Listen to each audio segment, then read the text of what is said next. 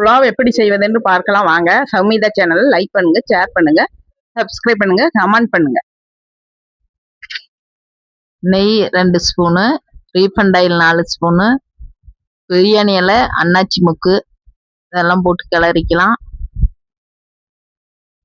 முந்திரி ஒரு பாக்கெட்டு, 2 இஞ்சி பூண்டு பேஸ்ட், பச்சை மிளகாய் 2, வெங்காயம் 2 பெரிய வெங்காயம், புதினா கொஞ்சம், பச்சை பட்டாணி 100 கிராம் எல்லாம் வணக்கி வேக விட்டு, தேங்காய் பால் 1 டம்ளர், 1 டம்ளர் 1.5 டம்ளர் நல்லா கிளறி விட்டுக்கலாம். வெந்த பிறகு 1 டம்ளர் தண்ணி ஊற்றி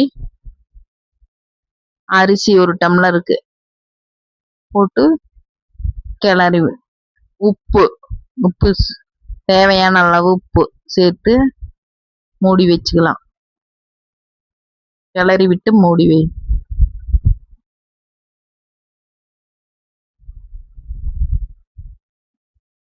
விசில் போட்டு 3 சவுண்ட் விட்டுக்கலாம்.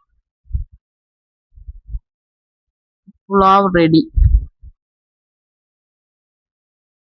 அதுக்கு கிரேவி